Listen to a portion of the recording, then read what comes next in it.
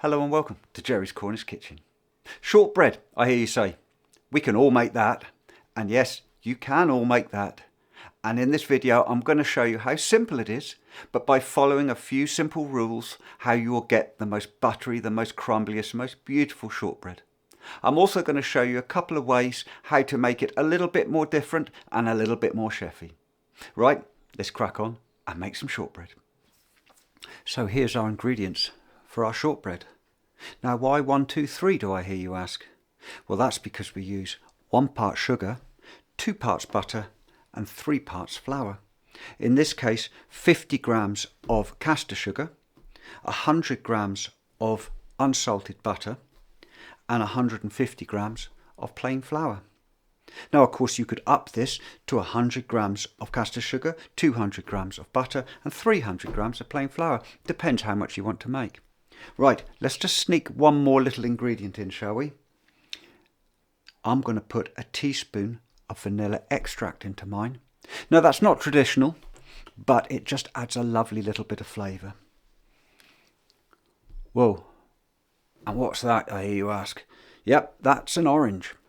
Well, I'm going to make a second little batch and I'm going to zhuzh it up a little bit and make it a bit more chefy. I'm going to show you how to do that in a bit. But first, let's make a traditional shortbread. So I'm going to make my shortbread in a bowl. I know a lot of people will say you can do it in a food processor, but here's my first tip. Making it in a bowl and using your hands and not overworking it when you add the flour makes the shortbread so much more crumbly and so much lovelier. So this might take a little bit of extra effort, but yes, I think it's worth it. Right, so I'm using a spatula and I'm going to work the butter and the sugar together. Now this will take a bit of time, but hey, we're going to have some delicious shortbread at the end, so it's worth it. Now this is easier if your butter's at room temperature. Mine's straight out of the fridge. Oh well, serve me right. So there we go. That'll do. So now, I know some people would say, add your flour bit by bit, but I just do not want to overwork it. So I add all mine at once. And whilst I'm doing it,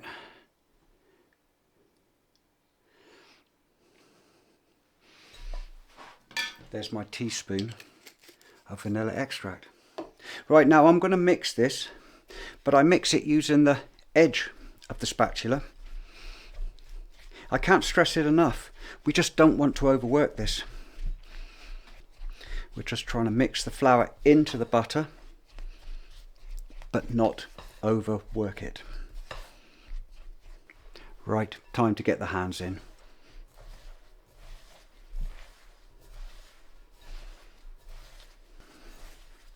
And very quickly, you'll see it coming together.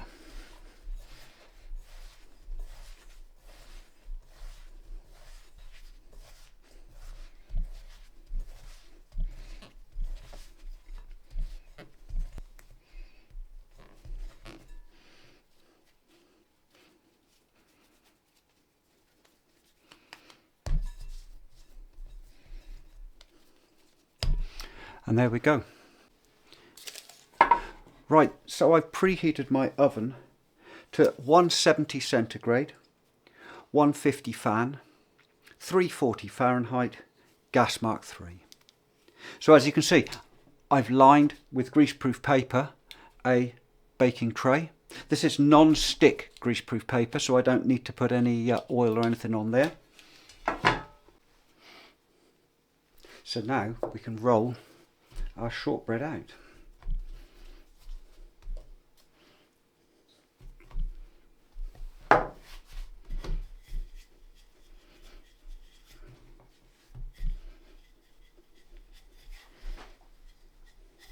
Now this shortbread is very short, so it will crumble.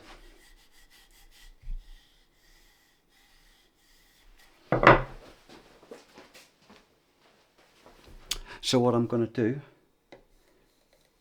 trim the sides,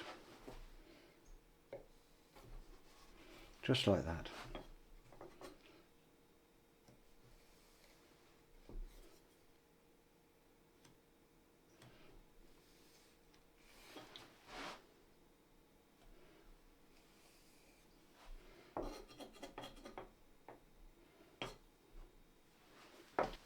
And then with a fork, we make some little holes. And we do this not just for decoration, because it also lets the steam out and will make the shortbread much more crumbly. Now these will go onto a lined baking tray.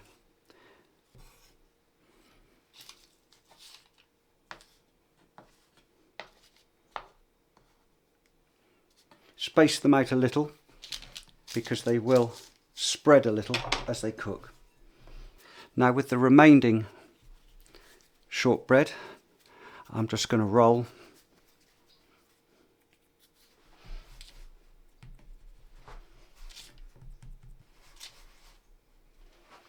into little biscuits.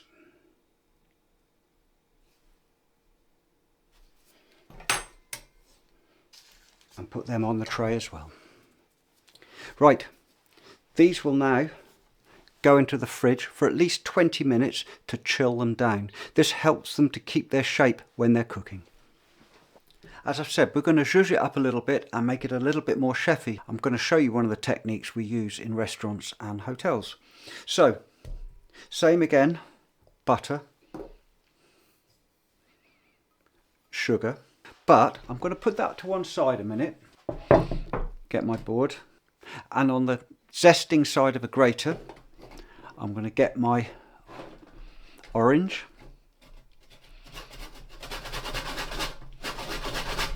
remember we just want the zest, not the pith, so we want the orange, not the white.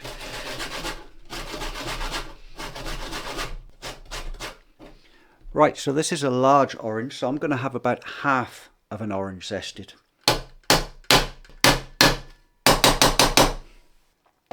A good little bang out.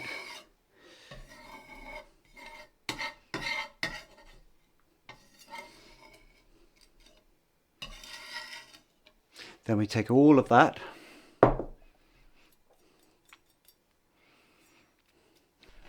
and that goes in with our sugar and butter. And at this stage as well now, I'm going to add the vanilla.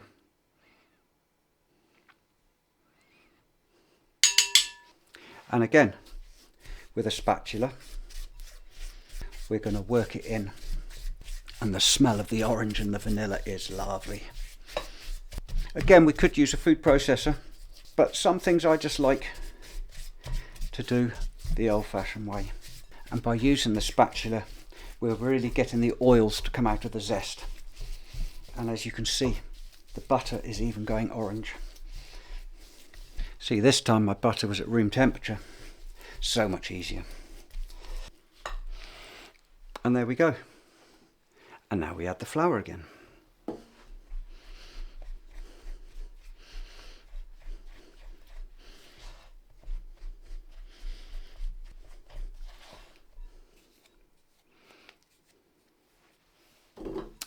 And back to the hands.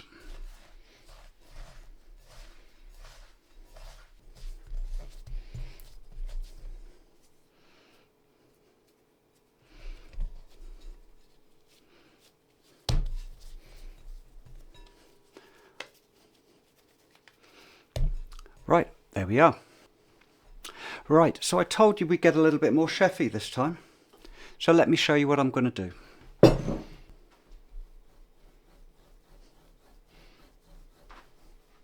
I'm going to divide my shortbread into 3.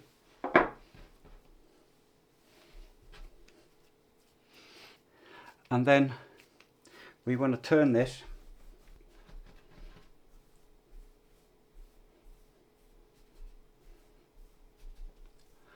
into a bit of a log.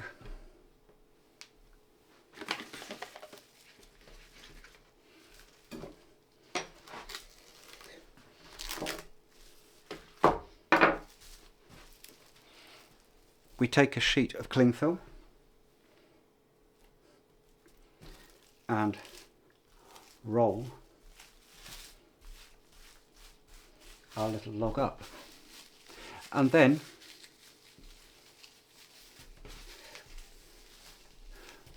we roll it backwards.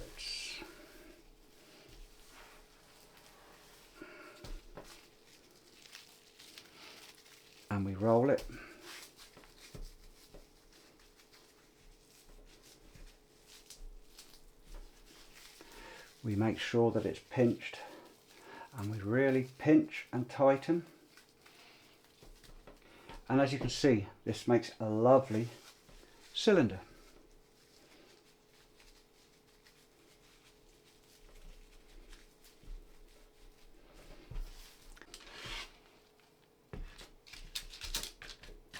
So there we have our 3 rolls of shortbread. Now, one of these would keep in the fridge for a week or 2, but what I'm going to do is I'm going to cook one and I'm going to put the other 2 in the freezer. Now, if you put them in the freezer and bring them out the night before you want to use them, or a couple of hours before you want to use them, they'll be absolutely perfect. So now I'm going to put the 1 in the fridge and the 2 in the freezer. Right, so when they come out of the fridge,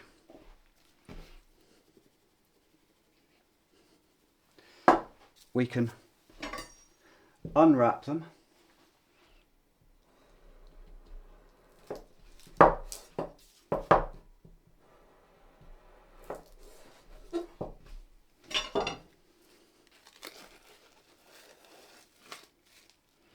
Like so, and then with a thin knife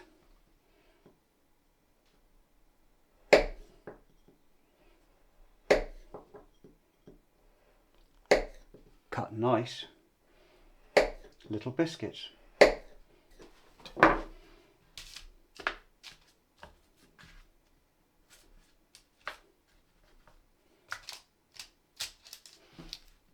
So now I've got all my shortbread. The little ones have just come out of the fridge, so they don't need to go back in the fridge, and these have just come out of the fridge. So now we put some caster sugar. Oh, I think I'll sprinkle. Right, so these are going to go into our oven. As I say, they're going to go in for between 15 and 20 minutes. I'm going to have a look at them at 15 minutes because I don't want them to get too dark. Right, off they go. So our shortbread are ready. Our little biscuits took exactly 15 minutes to cook, whereas the bigger biscuits took 20 minutes to cook. Now I'm going to let them cool slightly on the trays, and once they've cooled slightly, I'll transfer them to a baking rack and let them cool properly. Well, there we go. Shortbread, as easy as 1, 2, 3.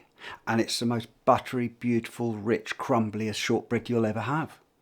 Now I hope you've enjoyed this video, and if you have, please press the like button, please subscribe, and please leave a comment. And I'll see you again, and thanks for watching on Jerry's Cornish Kitchen. Bye for now.